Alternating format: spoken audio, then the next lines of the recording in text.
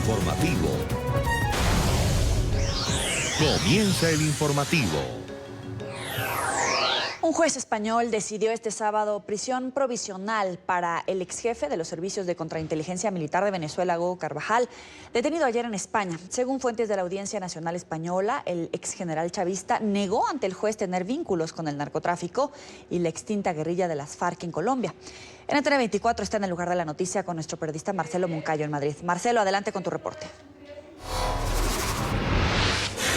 Hola, ¿qué tal? Esta mañana el general venezolano Hugo Carvajal, ex jefe de contrainteligencia del gobierno de Hugo Chávez, fue presentado ante el juez de la Audiencia Nacional en Madrid, Alejandro Abascal, quien acordó su prisión provisional luego de que Carvajal fuera detenido este viernes en Madrid debido a una solicitud de las autoridades estadounidenses que lo requieren por supuestos delitos de narcotráfico.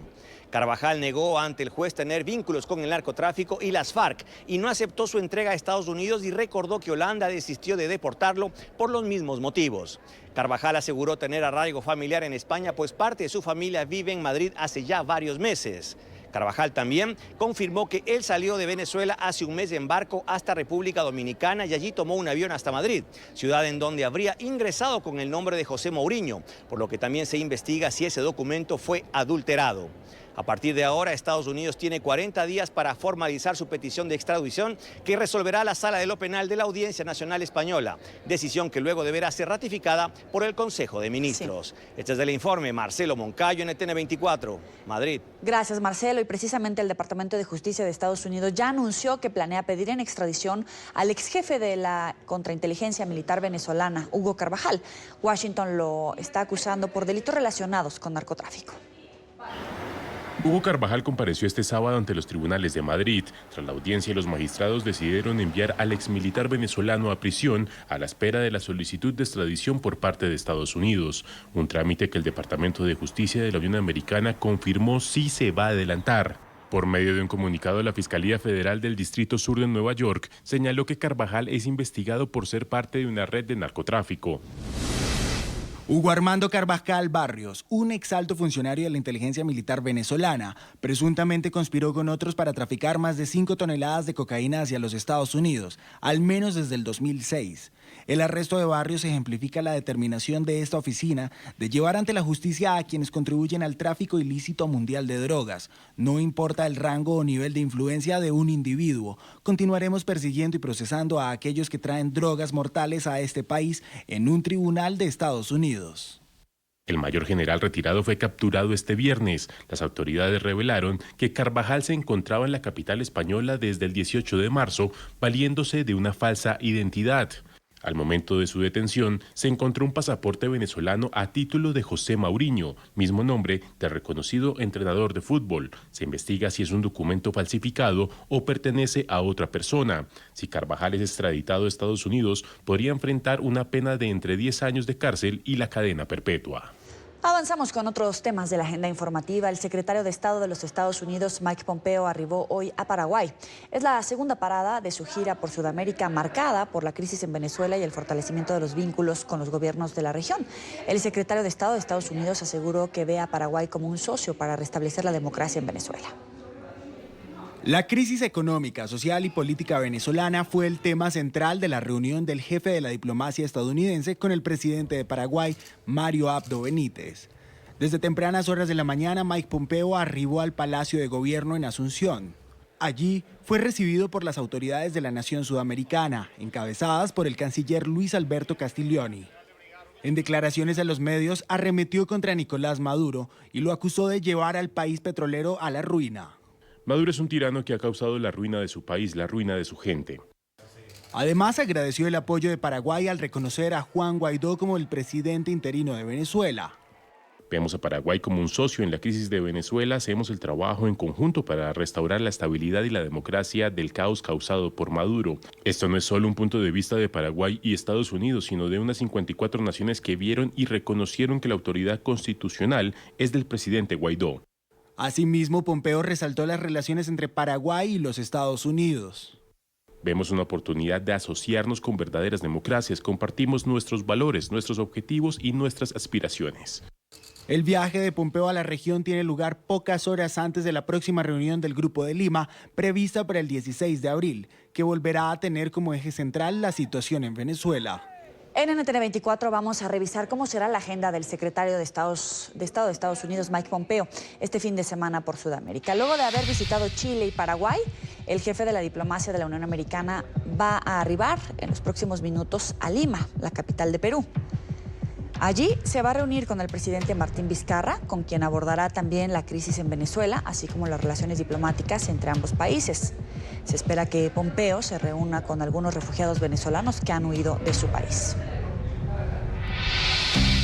Y finalmente, Pompeo viajará a la ciudad fronteriza de Cúcuta, en Colombia. Allí, el más alto representante de la diplomacia estadounidense se reunirá con organizaciones encargadas de atender a los miles de venezolanos que salieron de su país con el objetivo de agradecer al pueblo y gobierno colombiano por su respuesta a la crisis. La posibilidad de tener un encuentro con Juan Guaidó, quien se encuentra recorriendo Venezuela y estará en Cúcuta en dicha fecha, no fue descartada por el Departamento de Estado. Entre tanto, Nicolás Maduro rechazó las recientes declaraciones de Jair Bolsonaro. El presidente de Brasil había asegurado que estaba dispuesto a invadir Venezuela y expulsar a Maduro del poder, palabras que fueron calificadas como una amenaza por el líder del régimen venezolano. Aseguró que la comunidad internacional debería condenar la arremetida del jefe de Estado brasilero. El peor apagón de la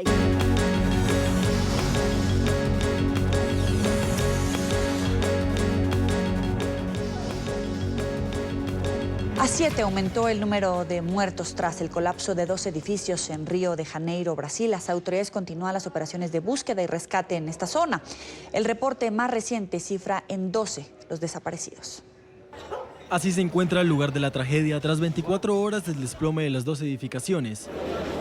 Con ayuda de un helicóptero y unidades caninas, las labores de rescate continúan. Autoridades no descartan que el número de víctimas mortales aumente. Para los habitantes del barrio Musema se trató de una tragedia anunciada. Aseguran que la poca rigurosidad en la construcción de las viviendas es común en la localidad.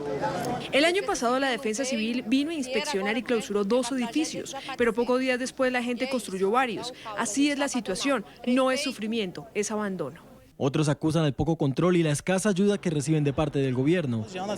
La defensa civil no viene, ahora están aquí porque hay una tragedia. Así es como es un caos, estamos abandonados, no tenemos alcalde. Río no tiene alcalde.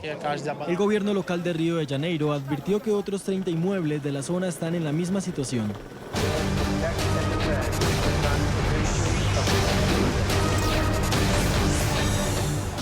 El presidente de Estados Unidos, Donald Trump, sopesa enviar migrantes a las llamadas ciudades santuario. El mandatario explicó que considera seriamente canalizar a los inmigrantes indocumentados detenidos a esas poblaciones en manos de los demócratas que se oponen a sus duras políticas de inmigración. El presidente estadounidense Donald Trump anunció el viernes que estudia una nueva acción ante la oposición demócrata a sus duras políticas de inmigración.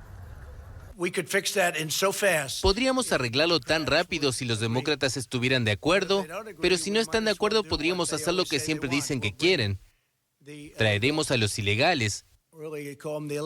En verdad los llamo ilegales.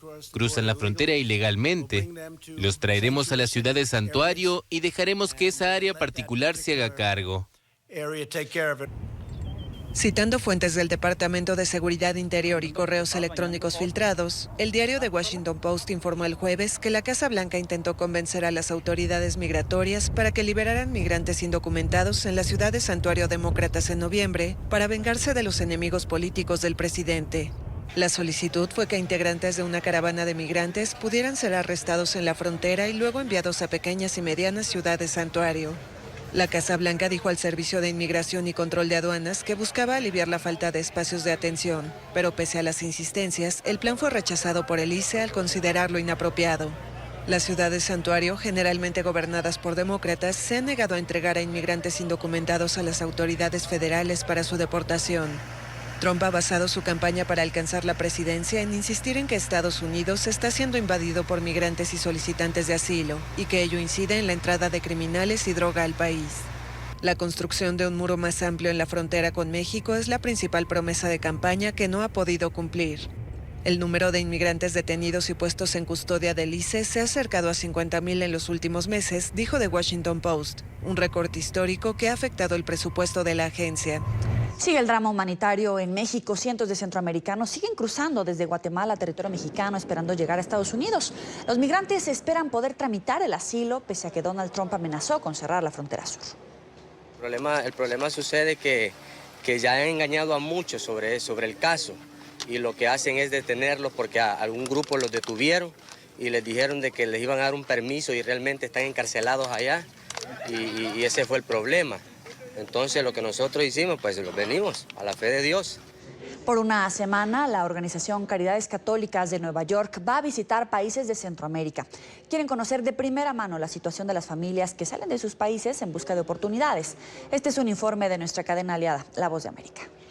Del 22 al 26 de abril, representantes de Caridades Católicas visitarán los países del Triángulo Norte para ofrecer ayuda a organizaciones locales que trabajan con inmigrantes en busca de oportunidades. Muchos de ellos tienen intención de emigrar para llegar a Estados Unidos y solicitar asilo. Y quieren que nosotros echemos una mano dando comida a la gente, entrevistando a la gente para ver si tienen una posibilidad de quedarse aquí legalmente en Estados Unidos. Todo lo que se puede hacer, nosotros vamos a dar el apoyo que se necesita. La desinformación ha sido uno de los grandes retos que enfrentan los inmigrantes. Por ello, Anthony Enríquez, director de programas de menores no acompañados en Caridades Católicas de Nueva York, resalta que la separación de familias no ha cesado. El gobierno sigue separando a los niños de sus papás. Entonces aquí en Nueva York, por ejemplo, tenemos más de 60 menores separados después de la orden judicial de la Corte que dijo que eso ya no se puede hacer. La administración del presidente Donald Trump ha insistido en que hay un aumento colosal de llegadas de personas indocumentadas a la frontera sur. Este hecho es abrumador para el sistema de inmigración estadounidense, afirma el mandatario. Se tiene que arreglar la situación de asilo. Es ridículo. Hay gente que viene solicitando asilo. Todos están leyendo exactamente lo que el abogado les da. Tienen un trozo de papel, lea lo que es y de repente tiene derecho al asilo. Y algunas de estas personas no son las personas que uno quiere en nuestro país. Según Enríquez, actualmente el agente de patrulla fronteriza que adelanta la detención tiene el poder de determinar si el inmigrante espera dentro o fuera del país la decisión sobre su solicitud. La Corte de Inmigración sería el próximo paso, pero eso, dice el abogado, no es fácil de resolver. La Corte de Inmigración no hay un derecho a un abogado gratuito. Según la organización, en Nueva York son alrededor de 8,000 menores solos que aún esperan la decisión de un juez sobre su caso. Y en República Dominicana, abusos de la policía recuperaron ayer el vehículo de alquiler que supuestamente usó una pareja estadounidense reportada como desaparecida en las aguas del Caribe. Porsche Rabanel y Orlando Moore debían regresar a los Estados Unidos el 27 de marzo, pero nunca llegaron a su vuelo. Las autoridades informan que la evidencia sugiere que los ciudadanos de los Estados Unidos fueron víctimas de un accidente automovilístico cuando se dirigían al aeropuerto. Habrían caído por un acantilado. Todo lo que indica que es el vehículo, pero ahora lo se certifica con la policía científica. El chasis se analiza con técnicas que ellos tienen allá. Imprudencia en las vías del tren. Un video muestra el momento dramático en el que un vehículo cruza las barreras de seguridad de la vía del ferrocarril cuando están bajadas y cómo este choca contra el tren que circulaba en ese momento. La policía de Orlando, en Florida, compartió el video en las redes sociales para advertir al resto de los usuarios de los peligros de no respetar las señalizaciones. El conductor del vehículo fue trasladado al hospital en estado crítico.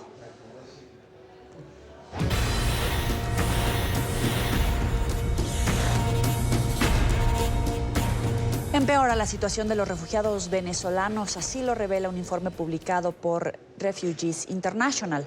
El reporte detalla el duro momento que viven los venezolanos en Curazao. Este es un informe de nuestra cadena aliada, La Voz de América. Escondidos y asustados. Yo supe de lo que es ser racista aquí. Venezolanos sin estatus o protección en la isla caribeña holandesa de Curazao, publicado esta semana por Refugees International, documenta la situación de jóvenes como la de esta venezolana, a quien llamaremos Melissa, que compartió con La Voz de América las dificultades que enfrentan en esa isla. En los autobuses, la manera como te ven, eres venezolana o eres latina y ya todo el mundo tiene en la cabeza que eres una prostituta.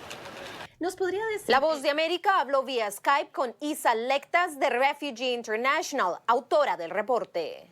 Encuentran varias veces eso de discriminación, de racismo, y pienso que el gobierno tendría que implementar también una campaña de educación, de información a su población para que entiendan ¿por qué los venezolanos están aquí? Curazao no posee un sistema formal de asilo. La Agencia para Refugiados de Naciones Unidas, por medio de la oficina local de la Cruz Roja, se ha encargado del registro de solicitudes, que según este reporte pasó de 3 en 2015 a 663 solicitudes de asilo en 2017.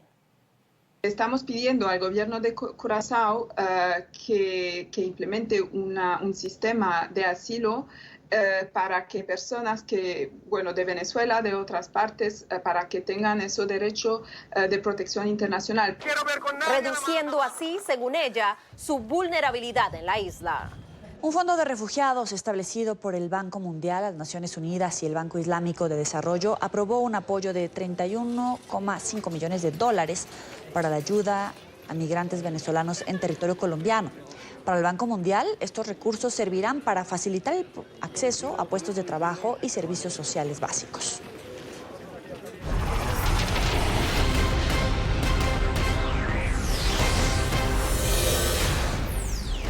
La Armada Nacional de Colombia rescató a 57 migrantes que eran transportados de forma ilegal a bordo de una lancha en el Caribe. Los ciudadanos, en su mayoría asiáticos, eran guiados por redes de traficantes para llegar a Panamá, desde donde intentarían llegar a Estados Unidos. La embarcación tripulada por 2 sujetos fue interceptada por los guardacostas de Urabá, con 57 ciudadanos extranjeros provenientes de Bangladesh, China, India y Pakistán. 2 sujetos fueron capturados, los cuales realizaban esta maniobra en el área general de Acandí, más exactamente en Capurganá. Los extranjeros fueron llevados hasta Capurganá, donde fueron puestos a disposición de Migración Colombia, para que determinara si efectivamente no tenían la documentación requerida, información que fue confirmada por este ente. No llevaban salvoconducto, no llevaban pasaporte, lo cual se convierte en un presunto tráfico de migrantes ilegales. La Armada de Colombia, a través de la estación de guardacostas de Urabá, en lo corrido del 2019, recuperaron a 751 migrantes irregulares y capturaron a 40 personas acusados por el delito de tráfico de migrantes y la inmovilización de 19 embarcaciones por no cumplir con las normas marítimas. Y en Colombia, nuevo ataque del ELN en el noroeste del país. El ataque perpetrado contra militares desplegados en el municipio de Valdivia, en el departamento de Antioquia, dejó un soldado muerto. Carlos Alberto Ureña Robles pertenecía a la campaña militar y policial Aquiles en dicha zona rural. Y en medio de estos hechos, la guerrilla del ELN declaró un cese al fuego unilateral en Colombia durante las celebraciones en ese país de Semana Santa. La organización criminal anunció que la tregua entrará en vigor mañana, 14 de abril, y finalizará el domingo 21 a las 12 de la noche. El anuncio responde a la petición de un grupo de personalidades que hicieron parte del suspendido proceso de paz con este grupo ilegal, quienes en una carta le solicitaron al ELN adelantar un alto el fuego como muestra de buena voluntad para eventualmente poder reiniciar la mesa de diálogos. Y el presidente de Colombia, Iván Duque, se reunió con altos mandos de la policía para revisar las cifras de seguridad. Destacó el avance en las metas fijadas por su gobierno en materia de erradicación de cultivos ilícitos, a pesar de las críticas de la administración Trump. Un avance del orden del 24% y tenemos cerca de 19.251 hectáreas erradicadas, lo cual nos permite decir que vamos conforme a la meta que tenemos este año, y es acercarnos a las 80.000 hectáreas erradicadas. Entre tanto, el Consejo de Seguridad de Naciones Unidas reconoció los esfuerzos del actual gobierno colombiano en la implementación de los acuerdos con las FARC. Durante la presentación del nuevo informe de la misión de la ONU, el organismo también hizo un llamado a concluir el trámite de la ley estatutaria de la Jurisdicción Especial para la Paz. El embajador de Estados Unidos ante las Naciones Unidas destacó los esfuerzos de Colombia. Lo que hay que resaltar de manera central es que la aprobación de ese informe sobre la implementación del acuerdo en Colombia fue hecha por unanimidad por el Consejo de Seguridad de Naciones Unidas. El pueblo de Colombia sabe que la paz es valiosa pero frágil. Los Estados Unidos se mantienen firmes con el pueblo de Colombia mientras construyen un futuro fuerte y próspero. Entre tanto, la vicepresidenta de Colombia, Marta Lucía Ramírez, volvió a exigir la corresponsabilidad de la comunidad internacional en la lucha contra el narcotráfico.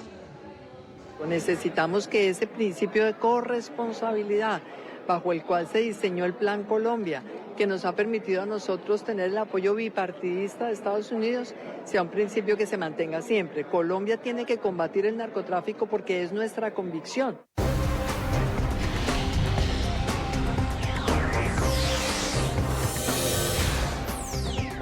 En Kenia, la policía reveló que una persona vinculada al secuestro de 2 médicos cubanos en ese país está siendo interrogada. Se trata del conductor del vehículo en el que viajaban ambos profesionales de la salud cuando tuvo lugar la emboscada. In Cuba, didn't eat camel. Landy Rodríguez Hernández, cirujano, y el doctor Acel Herrera Correa son los médicos cubanos secuestrados en la localidad keniana de Mandera, un punto fronterizo con Somalia, constantemente atacada por militantes de la organización terrorista Al-Shabaab. Today morning in Mandera town at around 9 a.m. Según la policía, los galenos fueron secuestrados cuando se dirigían al hospital en una emboscada en la que un oficial que los protegía fue asesinado. Los secuestradores lograron cruzar la frontera con los médicos hacia Somalia. Se han establecido de inmediato canales de comunicación con las autoridades de Kenia para atender esta situación, a la vez que se mantienen informados a los familiares de los colaboradores aquí en Cuba.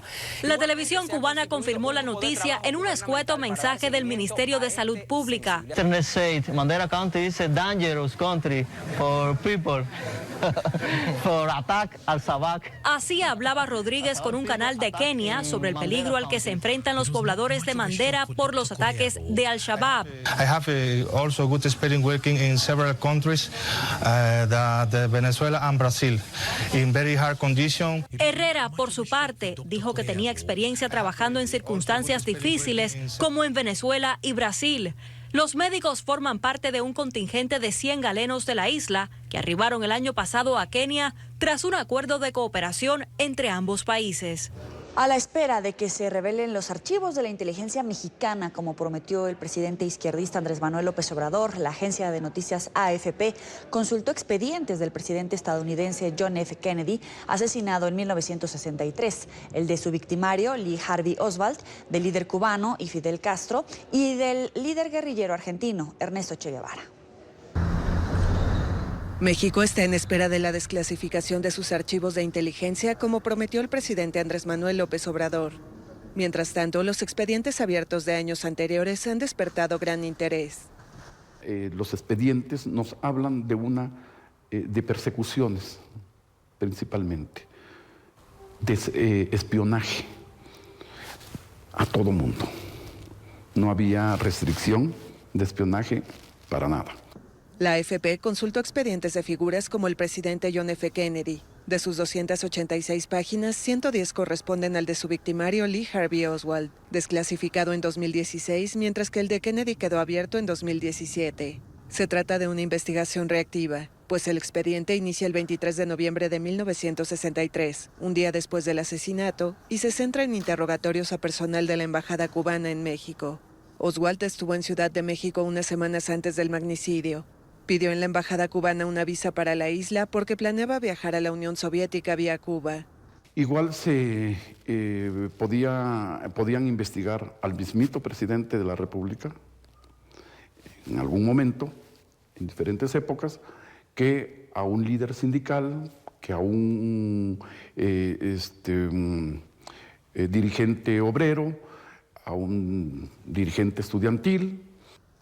El expediente de Fidel Castro es más abultado, con 2 carpetas de 411 y 231 páginas, mientras que el del guerrillero Ernesto Che Guevara es una carpeta de 121 páginas. Ambos fueron desclasificados en 2017. La información arranca con la captura de los revolucionarios en 1956, cuando fraguaban desde México la conjura contra el gobierno de la República de Cuba, según un informe del 24 de junio de 1956. Otro reporte del 4 de diciembre de 1956, fechado en el puerto de Tampico, en el Golfo de México, relata la búsqueda del yate Granma. Y en Buenos Aires, la capital argentina, cientos de taxistas protestaron por segundo día consecutivo contra la plataforma Uber, a la que acusan de quitarles el trabajo. Taxistas argentinos protestaron el viernes en Buenos Aires por segundo día consecutivo contra la plataforma Uber, que continúa operando en el país pese a fallos de la justicia en su contra. Hay 30.000 ilegales dando vueltas en la ciudad que nos roban el trabajo, literalmente nos roban el trabajo. Uber llegó a Argentina en abril de 2016 y desde entonces sindicatos de choferes y propietarios de taxi acusan a la empresa de competencia desleal porque no paga impuestos ni cumple con ninguna de las normas regulatorias que se les exigen a los 38.000 taxistas de la capital. Uber lo que viene a hacer es a explotar a los trabajadores argentinos y a llevarse el dinero, el 25%, sin dejar ni una moneda acá en la Argentina. En Argentina, las plataformas electrónicas para coches particulares que transportan pasajeros están prohibidas. La única excepción es la provincia de Mendoza, que autorizó a las plataformas Uber y Cabify en julio pasado. Continuamos con El Informativo.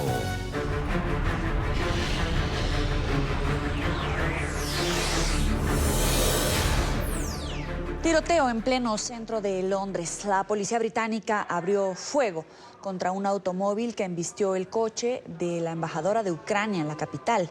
El suceso, que no dejó heridos, ocurrió mientras el vehículo oficial estacionaba ante el edificio diplomático y fue chocado en repetidas ocasiones. Un sospechoso fue detenido. Autores investigan su identidad y el motivo del ataque.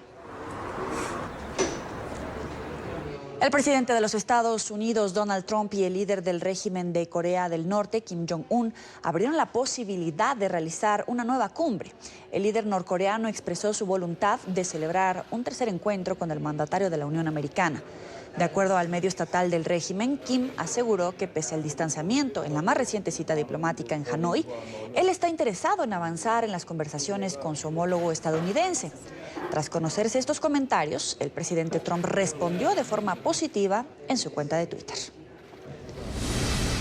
Estoy de acuerdo con Kim Jong-un de Corea del Norte en que nuestra relación personal sigue siendo muy buena. Quizás el término excelente sería aún más preciso y que una tercera cumbre sería buena porque entenderíamos perfectamente cuál es nuestra posición. Corea del Norte tiene un enorme potencial de crecimiento extraordinario, éxito económico y riqueza bajo el liderazgo del presidente Kim. Espero con interés el día, que podría ser pronto, en que se puedan eliminar las armas nucleares y las sanciones y luego ver a Corea del Norte convertirse en una de las naciones más exitosas del mundo. Momentos de pánico tras el terremoto de 6.8 de magnitud que sacudió Indonesia. El movimiento telúrico se produjo a 17 kilómetros de profundidad en la costa este de la isla de Celebes. En videos que circulan en redes sociales se observa a la gente tratando de desalojar edificios y alejarse de las costas tras la alerta de tsunami emitida por las autoridades. Una hora después, la Agencia de Meteorología, Climatología y Geofísica retiró dicha alerta. Violenta jornada en Somalia. Autoridades abrieron fuego contra el conductor de un automóvil y su pasajero en la ciudad somalí. Ambas personas fallecieron, así como al menos 4 personas que salieron a protestar por las muertes. Aún se desconoce el motivo por el cual las fuerzas de seguridad abrieron fuego contra estas personas. Y en Sudán, la Junta Militar prometió un gobierno civil pese al descontento de la ciudadanía. Los militares anunciaron el derrocamiento del presidente Omar al-Bashir el pasado jueves y confirman que está detenido. El sindicato de médicos ha destacado que un total de 35 personas han fallecido desde el comienzo de las protestas en diciembre. Los manifestantes han salido a las calles ahora para protestar contra el anuncio del ejército de que el presidente sería reemplazado por un consejo de transición liderado por militares. Homenaje en Pakistán a las víctimas del tiroteo en Nueva Zelanda el pasado 15 de marzo. Cientos de personas vestidas de blanco rindieron honores a las 25 víctimas mortales que dejó el ataque armado en una mezquita de Christchurch. Los manifestantes formaron la figura dentro del centro religioso que fue objetivo del atentado, junto con este mensaje. Está en inglés y se traduce como "El Islam es paz".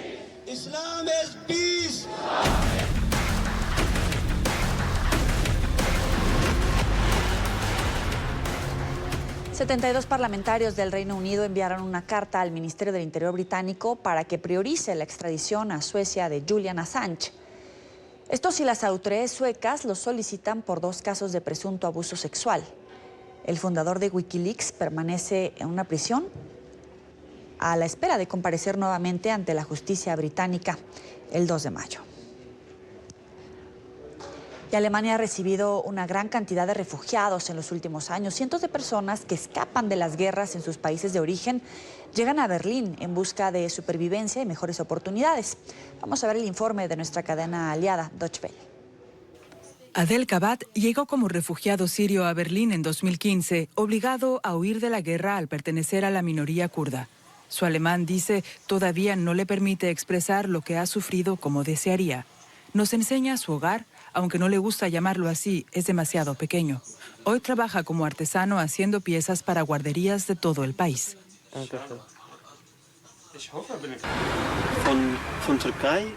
A partir de Turquía y Grecia, el viaje ha sido muy duro. Íbamos con un grupo de 200 personas, ayudándonos los unos a los otros. Ancianos, niños, gente cansada. Dormíamos días seguidos en el bosque, sin agua y sin comida, caminando jornadas enteras.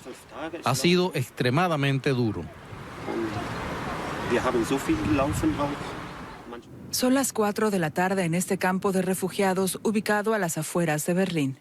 Aquí, alejados de las bombas, el terrorismo y la violencia, estos niños juegan aparentemente ajenos a lo que ocurre a miles de kilómetros de distancia, donde residen aún amigos y familiares.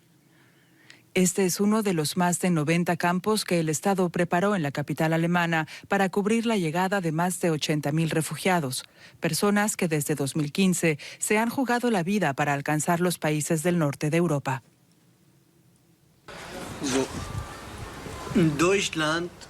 Al principio, cuando llegas todo te parece difícil. No conoces el idioma, las calles, no sabes dónde estás. Pero eran temores infundados, porque la gente, los alemanes, me ayudaron mucho y además lo primero que se busca en un país es la seguridad. Llegan a Europa no solo para luchar por su supervivencia, sino también bajo la presión de mandar dinero a sus casas y de no fallarle a sus familias.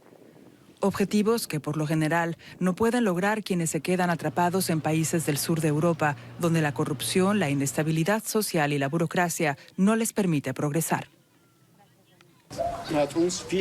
Este país nos ayudó mucho y debemos devolverles el favor. Y eso se hace buscando el contacto con los alemanes y con otros extranjeros, no teniendo problemas, aceptando al otro y entendiendo que no somos de aquí, que estamos aquí temporalmente y tenemos que mostrar lo mejor de nosotros.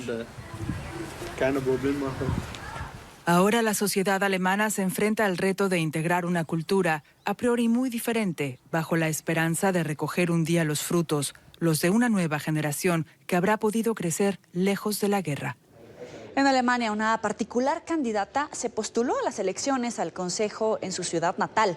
Para la mayoría de las personas, llegar a los 100 años sería una razón suficiente para apartarse de la vida laboral. Sin embargo, ella, esta anciana identificada como Liesl Heiss, tiene otros planes. La mujer centenaria ha comenzado un nuevo capítulo en su vida al presentarse como candidata al parlamento de su municipio en el distrito de Donnersberg.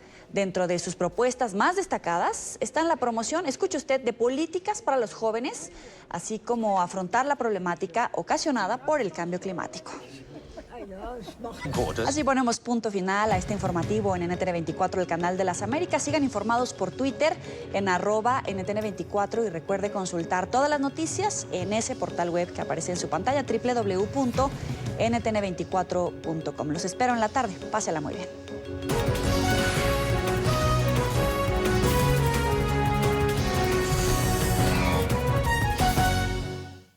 A continuación, análisis de medios internacionales desde Washington, en Club de Prensa por NTN 24, el canal de las Américas.